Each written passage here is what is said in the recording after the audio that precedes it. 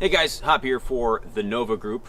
Kind of a fucking shit. Hey guys, Hop here. Welcome to the Nova Group. We are in Virginia to shoot the Moons Out, Goons Out nighttime match with Forgotten Weapons. A bunch of very cool people put on by a bunch of very cool sponsors.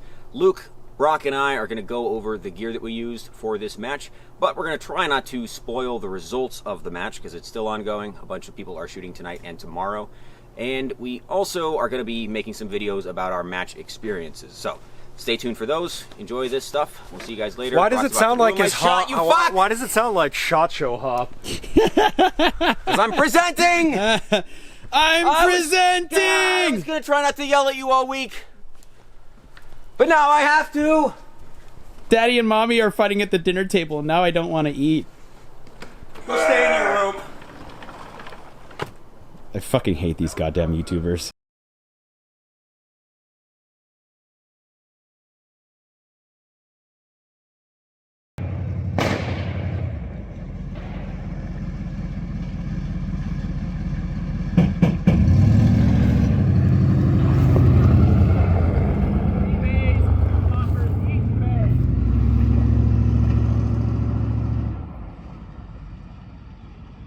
Nice. Hey guys, Brassfax here on the Nova Group channel with my, I think we can call them friends now. Have we gotten to that stage yet? No. Traveling partners. Traveling partners. Okay. We spent a lot of time in the airport together. Well, not this time. Oh God. Well, we were. That's a whole different That's a whole story. different story. You'll need to tune in next time for airport shenanigans featuring Hoplophile, Ballistic Aviation, with special guest Forgotten Weapons, and Boeing. And Kit Badger, And too. Kit Badger, yeah. Good times. So we are here in Virginia, the western side of Virginia, but not West Virginia. So when Brock says West Virginia, he's lying to shoot Moons Out, Goons Out with Forgotten Weapons. And we're going to go over like our gear breakdown, because everybody loves a good gear breakdown. We're going to do it in like 3 chunks. So first, the night vision stuff, because it's a night vision match. That's the most important thing. Second, the weapons that we brought to use, because of course everybody likes guns.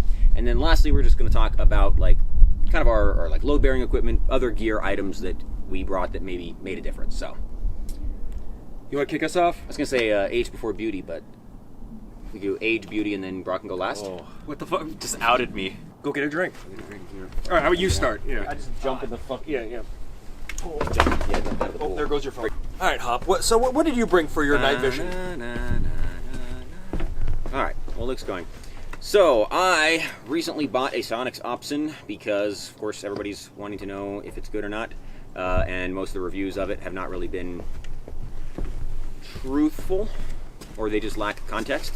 So prices on the Opsin just like fell by $500. They're now slightly under $2,000, which almost makes them interesting. When they were released at $2,500, night vision was cheaper then, and digital still doesn't hang with real night vision. So $2,500 was nuts.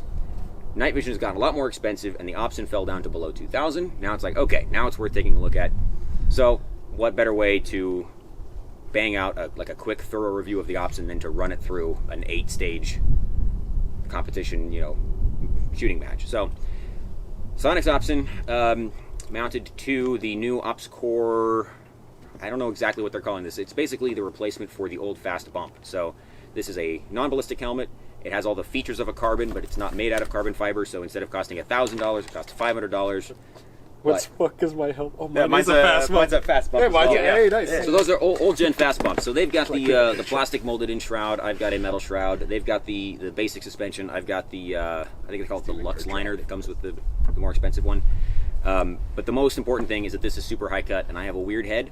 So in order for me to have Ear Pro on my helmet, I need a super high cut helmet, and that narrows it down to like 3 helmets in the whole market. So lightweight helmet, no specific counterweight because the Opsin is running off of a very heavy battery pack, which serves as plenty of counterweight all on its own.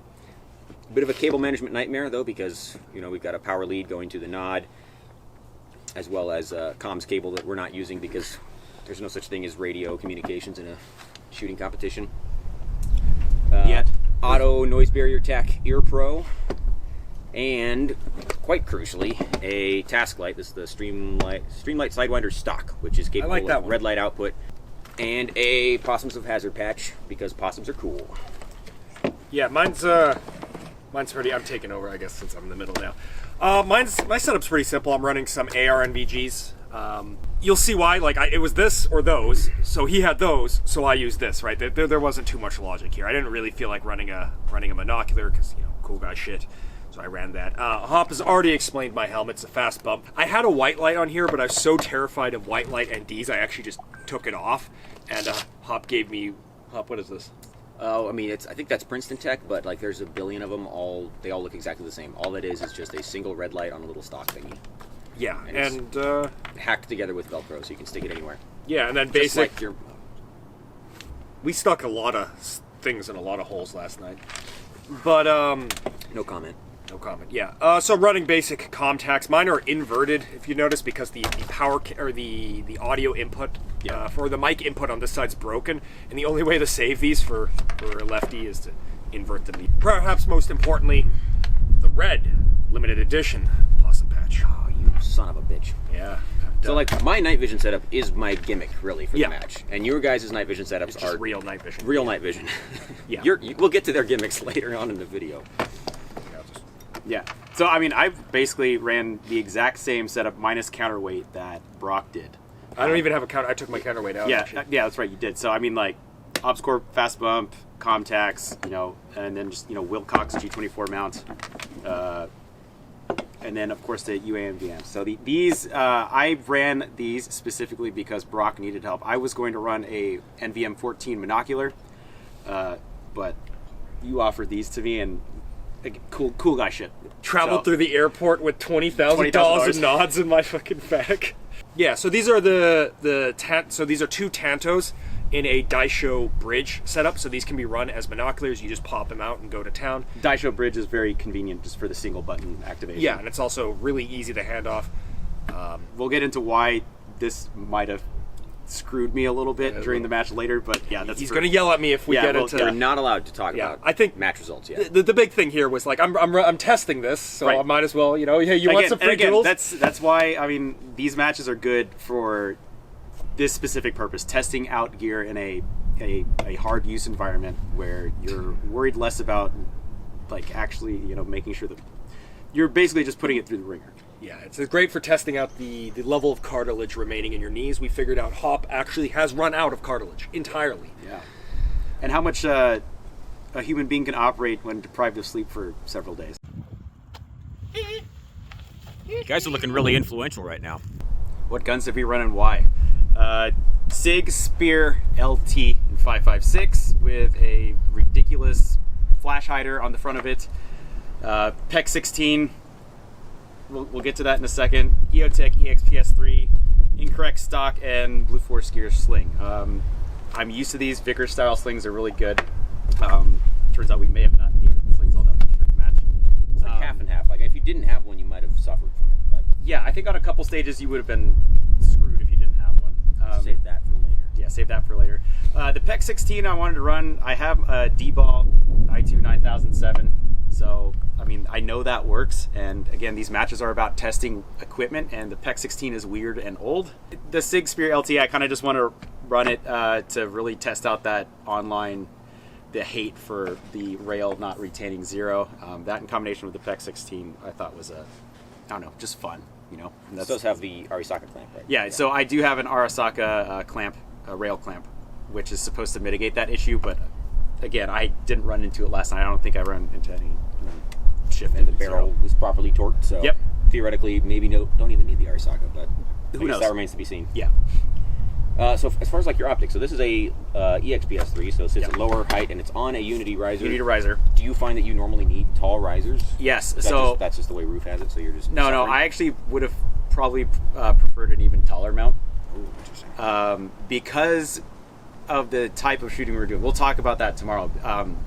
You'll see it in a lot of the footage that we're going to be posting on our channels, but there's a specific style of shooting over certain obstacles where having a taller mount might have helped a bit. But you are a tall mount enjoyer, not a tall mount denier like me. Yeah, Which is well, ironic. it's Well, this is a 226. This is tall, right? yeah, That is this that is should be pretty about tall. 226, unless that's That's a EXPS on the standard Unity. Yeah. But again, the optic really for me is moot because I decided I was going to run the match entirely active aiming instead of passive. So this isn't a real rifle setup for you. So yeah, it's not this is a goof rifle that I am borrowing from someone specifically to test out the setup. So cool. That's why I brought it. So I brought just a regular AR because I didn't want my rifle to be part of the gimmick since I was already doing gimmick night vision. So this is a Munition Works Joe carbine that has been modified. So instead of a 16-inch barrel, it's now a 14.5 pin and weld with a Reardon muzzle device. Just got my Otter Creek Polonium K suppressor back, so running that on the front. But 2 days before we left for the match, I was getting this thing. I was confirming my final 0 with my MRO HD on a regular lower third mount. And after 3 rounds, it died. So I took this optic off of my 300 Blackout gun, slapped it on there, and I was just really hoping that we'd have a chance to 0 before the match, and we did. So, not my first choice. I don't normally think I need a height of this to do passive aiming, but that's me. So, this is not an endorsement. This is just the optic I had available at the last possible second. And then my other gimmick for the match is a Loner D-Ball A4, which is a very uncommon laser, discontinued. It's essentially Steiner's attempt to do what a Maul does, which is how do you provide, a very wide CQB flood illumination on one end and a super hot, tight, hotspot beam for longer range. The answer is you just got to put more emitters on it. So in theory, this does everything that a Maul does. In practice, it does nothing a Maul does. It's practice, so fucking bad. Stay tuned. Yes. Surprise! No. It's not a Maul. Yeah, it's not a Maul. It was an adventure. But yeah, the gun itself, no gimmick. The laser itself ended up being a lot of gimmicks. A bag full of gimmicks. Yep. Yeah. And so that's gimmick. I mean, I think we're running even for you, the MRO might be a gimmick. I don't know about gimmick, but not non-standard. Like standard Yeah, 'cause compared it's to not like- rifle setups, how we normally would set up a right. rifle. Like if I wanted to min-maxes, if I really wanted to go for broke and do the best that I possibly could, I would have used a gun with a different optic. It would have been an EXPS 3-1 at regular height, and it would have been a PEC 15, and that would have been, that's the stuff I actually like. So this is, I guess, a gimmick in a sense that I'm deliberately using stuff that I know is not the best. And part of it is Hop's a reviewer, and he's reviewing that thing. And what better place to review that thing? Yeah, again, Same as the Opsin. All right, so I'm running the infamous TP9. So my thing was this is a rifle match, right? Without a doubt, this is a rifle match. They're rifle range targets, and it happens to be at night, which we were very fortunate. The moon was gooning in full force, so we were able to see pretty far. But I'm running I wish I could unhear that. The moon was at 80% goon. I wanted to see how a PCC PDW, like a very small PDW, would do in the context of a rifle configured course under night vision. Hold on. You got bullied into running this. I'm justifying it post-hoc. You got bullied into running this. Me and Hop bullied you non-stop for the last however many fucking months. To run this. Because I wanted to run my legit rifle setup and actually perform pretty well. And watching people do stuff, I feel like I would have performed fairly well. Oh, you would have smoked the entire match probably. Yeah, because I'm keeping up with this, but this has a lot of handicaps, and that makes sense. This is not an AR-15, and I'm not running a modern laser aiming setup. This is a very, very limited laser setup, which makes sense for what this is intended to do. It makes no fucking sense that I'm going in a 100+ round course of fire with multiple targets at 100 yards. But that's the whole thing. I want to see worst case scenario. How does this thing end up holding up? All right, let's go get the gear. Yep. Hit. Oh fuck. I'm not enjoying this. Okay, we had a little bit of guidance about what kind of gear we would need. So we knew we'd have to do a couple of reloads, but nothing super high round count. So we knew we didn't have to have 6 mags. We also knew that we would be required to basically keep all the gear on between stages. So that's another consideration. Like the thing with the red lights. We knew we had to use red task lights and not white lights. And we knew it was going to be cold because we were going to be late at night in early spring. We knew that we didn't know. We should have known because it was in the rules. We just didn't read them. That we have to retain magazines or suffer a serious penalty. Well, you guys didn't. I expected it because neither of you have been to What the shit, asshole? Why did you bring that up? It's funny. It's so obvious. It's pretty obvious. And besides, why are you running around with a rifle and several mags without a dump pouch? Because when I'm out of ammo, that mag is worthless to me. It's $10. I don't care. Okay, this is true. This is true. Okay, Nice. It was empty. Nice throw. It's nice empty. throw. Yeah. But yeah, It's worthless. but for brutality style matches, they for a lot of them, especially night vision ones, I get why. I understand the logistics. Yeah, for logistics of it, we get why we have to have the dump pouch retained. So anyway, this is my normal range belt. It's a 511 battle belt. I have a boo-boo kit from Blue Forest Gear for keeping random shit like tools, spare batteries, maps, and other shit in there. S-Tac, AR-15 rifle pouches, standard dump pouch. They didn't want us to bring pistols to the match, so I just have my Safariland ALS fork receiver here, and then a Blue Forest Gear. Crazy Peak Designs dump pouch. Yeah, and then They sent that to me, and I didn't use it, trauma but I gave kit, it to you. so it's pretty nice. I don't like. I mean, there's some. I do have issues with this now. That I've used it a lot more. It bows in a little bit. I think I'm going to switch back to my Maxpedition. So, but yeah, I had that's issues as well, but pretty- I'm not allowed to talk about them, so. pretty simple setup. Just same range belt. Just sans pistol stuff. I mean, yeah, you didn't even take your drop your UBL off. No, I just literally just left it on. Let it on there. So Yeah, so that's a legit setup that you actually run. Yeah, this is something. This is not a gimmick at all. This is stuff I You actually killed the run. meth head with that knife, for the record.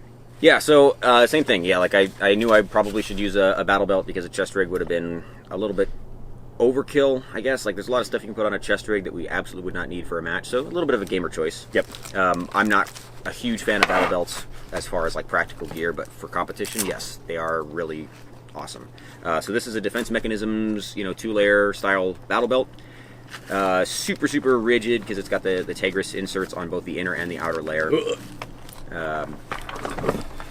Yeah, I don't want to talk about the issues. This is one of my 2 battle belt setups. So this is a legit setup that I just downscaled because I knew, like, I took the pistol and pistol carriers off because I knew I wouldn't need it. So I have 2 rifle carriers, these soft mag pouches, which is perfect, and then their dump pouch, which is, it's really more of a, like, what is it, SSE, secure site. Yeah. Something like that. Yeah. Sensitive- Like, it's sensitive Zero Dark site- 30 where they're sensitive collecting site hard drives. exploitation. Yeah, so this Stuffing them in the. So this is like not supposed to be super fast. It's supposed to be secure, so stuff doesn't come out of there, and that of course caused some problems, which I'm not allowed to talk about. IFAC on the back because accidents happen, especially when you're clumsy and elderly. I don't think Gloves- we can fix your issues. No, not with what's in here. You need a decomp needle, and you So don't much need the meth. skills on how to use it. Oh my god.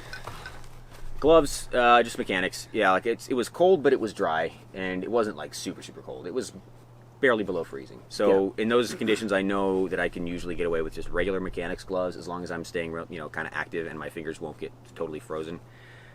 So yeah, easy choice there. Too much of this shit. That's And the then most important. Yeah. knee pads. So these are the Arc'teryx knee caps, which, as far as like knee pads that you attach outside of your pants, are probably the best you can do. It probably would have been way more convenient. I had to adjust these so many times throughout the night. It would have been more convenient to have like knee pad inserts in regular like pants. Yeah. But I can't afford $400 pants.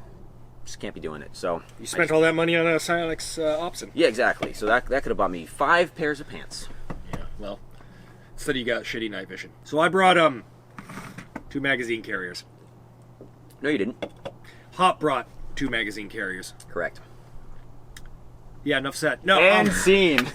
I mean, like, I'm running a PDW. Like, I'm not gonna kit to the nines. Your setup is in character. Yeah, it makes sense for that. Like, Yeah. I don't view this as like I'm doing a competition. I'm going to bring a competition setup. If I brought a rifle, I would have brought my B's chest rig with the thermal and everything in it, Yep. and I would have run it like that because that's the setup I use with my rifle. So that's the setup I want to bring to this. Because I'm running a TP9 or a PDW, I'm running.